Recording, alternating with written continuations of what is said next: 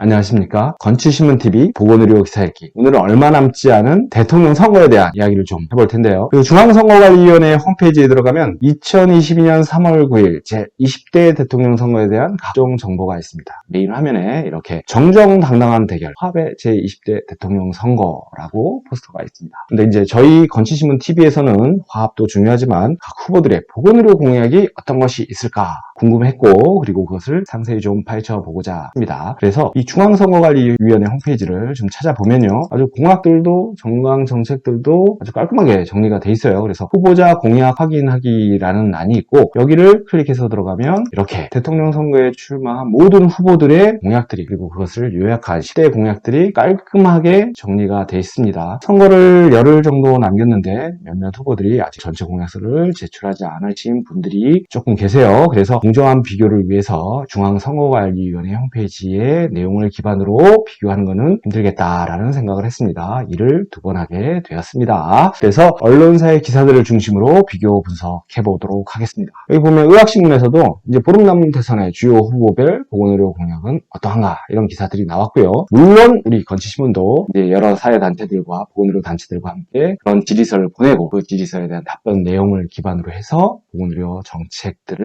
분석한 기사를 내보냈습니다.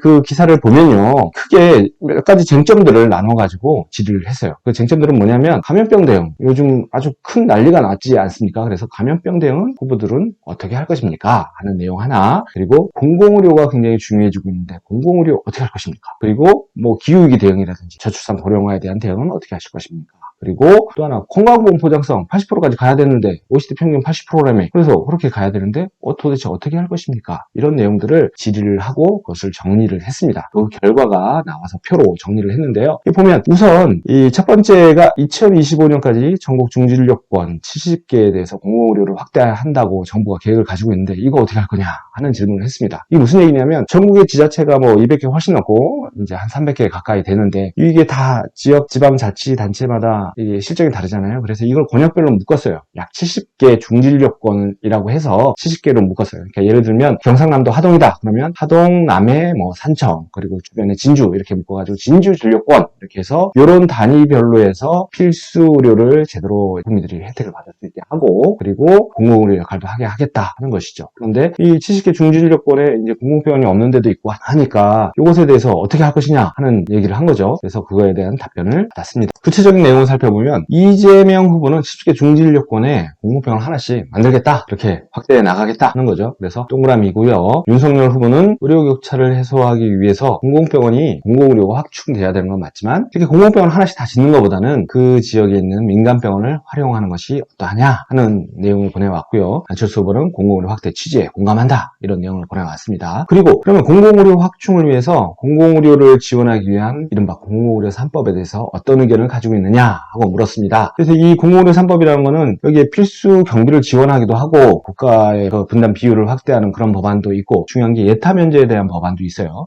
예타 면제라는 건 뭐냐면, 공공병원이나 이렇게 큰 돈이 들어가는, 뭐 다리를 놓는다든지 공항을 만든다든지 그다음에 큰 병원을 짓는다든지 이런 거 할 때 돈이 많이 들어가잖아요. 그러면 그 돈이 정말 효율적인가, 이 비용 대비 효과가 충분한가 하는 거를 미리 검사하는 거예요. 사업이 진행되기 전에. 그걸 예비 타당성 조사라고 하는데, 공공병원은 생각해보면 예비 타당성 조사를 통과하기가 굉장히 어려워요. 왜냐하면 공공병원에서 정말 돈을 조금 들였는데 아주 경제 효과가 크게 났다라고 하면, 흑자를 많이 내면 그게 좀 이상한 거죠. 공공병원이 흑자를 많이 냈다 하면 그게 좀 이상한 거죠. 그래서 공공병원은 적자가 나더라도 국민들에게 꼭 필요한 공공을 제공하는 걸 목적으로 하기 때문에, 그래서 공공병원에도 예타를 적용하는 것, 예비타당성 조사를 적용하는 건 무리가 되지 않느냐, 그래서 이걸 좀 면제하자 하는 법안에 대해서 어떻게 생각하느냐 하고 물었습니다. 그랬더니 이재명 후보는 우리 민주당에서는 이미 예타 면제 법안을 비롯한 공공의료 3법을 추진하고 있다, 이렇게 대답을 했어요. 법도 발의를 했고요. 근데 아직 소식이 없습니다. 근데 어쨌거나 이재명 후보는 추진을 하겠다고 합니다. 윤석열 후보는 이런 답을 했어요. 이 공공의료를 만들고 하는 것 중요하지만 나는 공공정책 수가를 도입해서 민간 병원을 최대한 활용하겠다. 무슨 얘기냐면, 공공병원이 없는 곳에 민간병원이 많이 있으니까 민간병원에 충분한 보상을 해서 공공정책 수가라는 이름으로 해서 이렇게 딱 한 만큼 조금만 주는 게 아니라 시설을 갖추고 막 이렇게 하게 되면 그 민간병원이 공공의료 정책을 수행하는 하는구나. 그에 합당한 보상을 해주겠다 하는 겁니다. 공공정책 수가라는 이름으로 그 보상을 해주겠다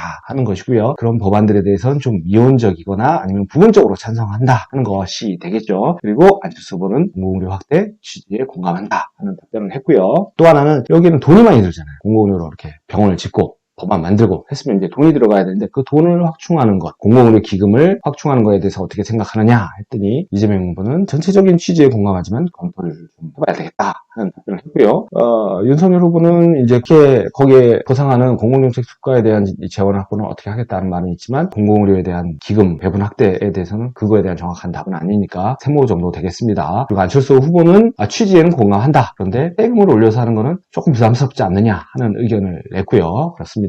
그 다음에는 이제 공공의료 확대를 하기 위해서 여러 병원도 짓고 하는 것도 중요하지만 이 체계를 어떻게 구축할 것이냐, 그리고 아주 그냥 공공의료 병원이 없거나 인력이 부족한 것은 어떻게 할 것이냐 하는 질문을 했습니다. 거기에 대해서 이재명 후보는 얼마 전에도 논란이 됐었는데 의대 없는 지역에 의대도 신설하고 공공의료 전담하는 의과대학도 공공의료대학도 설립하겠다 이런 얘기를 했습니다. 그리고 윤석열 후보는 일관되게 얘기를 하고 있어요. 공공의료 강화를 위한 여러 가지가 필요하지만 이거는 이제 민간병원의 역할을 강화하고 민간병원에 보상해 주는 방식으로 하겠다라고 했습니다. 그리고 안철수 후보는 공공의료 확대 취지에 공감을 한다 이렇게 답변을 했고요. 그 다음에 이게 양적으로 인력도 확충하고 병원도 확충하고 예산도 확충하는 것도 중요하지만 이걸 어떻게 효율적으로 사용하느냐 하는 것에 대한 질문을 했는데요. 대표적인 게 의료체계 확립, 전달체계 확립하는 거 하나 하고 그 다음에 요즘 많이 이야기되고 있는 주치의에 대한 얘기죠. 전국민 주치의 뭐냐 질문을 했습니다. 이재명 후보는 전국민 주치의에 대해서 시작하겠다, 적극적으로 추진하겠다 이런 답을 했고요. 그 다음에 지역의 국공립병원이 통합되게 체계적으로 관리하도록 하겠다 합니다. 그리고 윤석열 후보는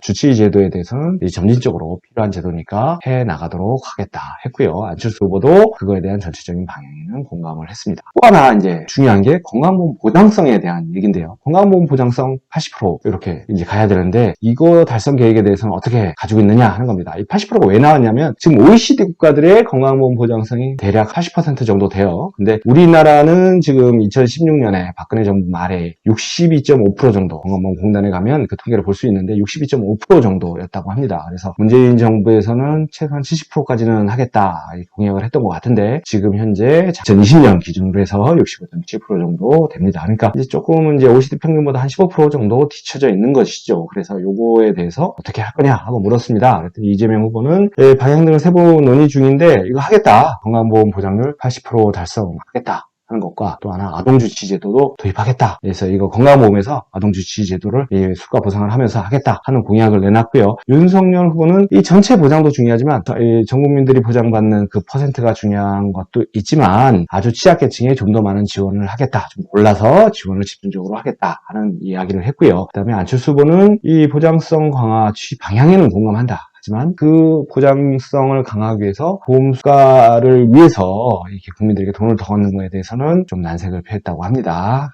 그래서 세모 정도 되겠습니다. 그리고 여기 빠진 후보가 있는데 우리 심상정 후보는 이 보건의료노조에서 질의한 공공의료와 보장성, 체계 개편에 대한 모든 내용에 대해서 적극적으로 공감한다. 이런 답변을 보내왔다고 합니다. 그러면 이 전체 보건의료에 대해서 좀 살펴봤는데요. 국가 부분에 대해서는 어떤 공약들을 가지고 있을까 찾아봤습니다. 이건 이제 중앙선거관리위원회 홈페이지에 가면 각 후보들의 공약이 있다고 했잖아요. 그래서 제가 각 후보들의 공약들을 샅샅이 그 후보들의 홈페이지 각 당회까지 찾아가고 질의하고 그럴 시간은 없기 때문에 중앙선거관리위원회에 있는 공약들을 중심으로 해서 치과 부분이 어디에 있나 찾아봤습니다. 그랬더니 별로 없습니다. 별로 없는데 요거는 이재명 후보의 선거 공약집에 몇 개가 있어요. 그래서 그걸 가져와 봤습니다. 선거 공약집에 있는 게 중요한 게 여기 공약집에 딱 실리면 나중에 발표하기 힘들잖아요. 그래서 이 공약집에 실리는 게 참 중요하다고 생각하는데 이재명 후보는 몇 개를 넣었어요. 그래서 이게 말뿐인지 아니면 실제로 실행을 할지 모르겠지만 보면 아동의 건강권을 책임지겠습니다 해가지고 아동치과 주치를 도입하겠다. 이 아동치과 주치는 뭐냐면 지금도 일부 시범 사업은 하고 있어요. 예를 들어서 1년에 한 5만 원 정도, 6만 원 정도 수가를 배정해주고 그 아동은 치과를 갑니다. 그래서 그 치과에 가서 검진도 하고 예방처치도 하고 그냥 그 비용 안에서 포괄적으로 관리를 받는 거죠. 그래서 이제 주치가 되는 겁니다. 그런데 이게 좀 뭔가 이게 시범 사업이고 지역별로 분절되어 있으니까 이걸 전국적으로 한번 하자 하는 얘기가 있었는데 그걸 하겠다 하는 얘기를 했고요. 또 하나 이제 어르신들을 위해서 임플란트 건강보험 적용 지금 2개까지 됩니다. 65세 이상에 대해서. 그런데 이거를 4개로 확대하겠다. 그리고 65세 이상만 아니라 연령을 좀 낮춰서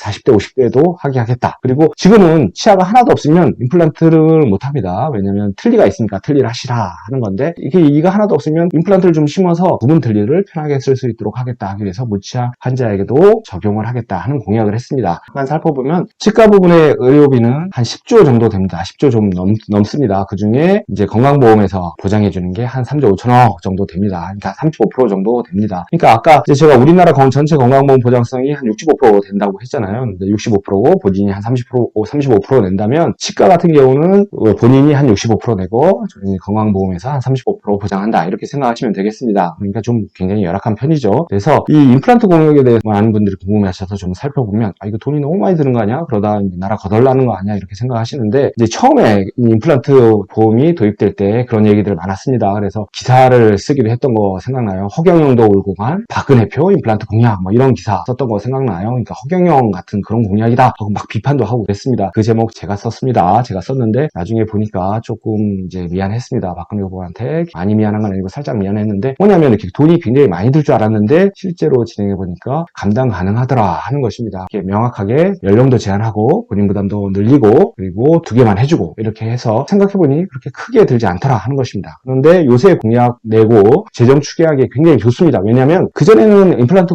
이 건강보험 적용하면 돈이 얼마나 들까 사실은 정확한 추계가 힘들어요. 그런데 지금은 이미 했기 때문에 그걸 기반으로 해서 한 3개, 4개 되면 얼마가 들겠구나 정확하게 알 수가 있습니다. 그래서 과학적인 재정 추계가 가능해요. 그래서 살펴보면 이게 치과의료정책연구원의 이슈 레포트에 그런 내용들을 정확하게 분석한 게 있습니다. 우리나라 임플란트가 필요한 사람들이 얼마나 임플란트 보험을 사용하느냐 봤더니 약 7.1%, 한 필요한 사람들이 한 7%만 건강보험을 이용해서 임플란트를 한다고 합니다. 그걸 기반으로 해서 전체 필요한 사람들 중에 몇 프로가 사용을 하고 그렇게 되면 돈이 얼마나 들까 추계를 했습니다. 그랬더니 이 임플란트를 65세 이상 4개로 확대하면 약 8천억 정도 든다고 합니다. 물론 3개로 확대를 하면 한 5천억 정도, 연령을 2개씩 해가지고 50대로 낮추면 9천억 정도 들고, 그리고 40대까지 낮추면 한 1조 2천억 그렇게 돈이 든다고 합니다. 그러니까 대충 이제 작은 돈은 아니지만 전체 건강보험 규모가 뭐 60조, 전체 의료비가 100조 이렇게 생각한다면 아주 어마어마한 규모는 아니죠. 그래서 이게 이렇게 공약을 제시하고 있다고 합니다. 대통령 선거 시기를 맞이해서 그리고 건강사회를 위한 치과의사회는 여러 가지 이 보건의료 정책들에 대해서 이런 공약 해야 되는 거 아니냐 하는 제안도 많이 하고 있습니다.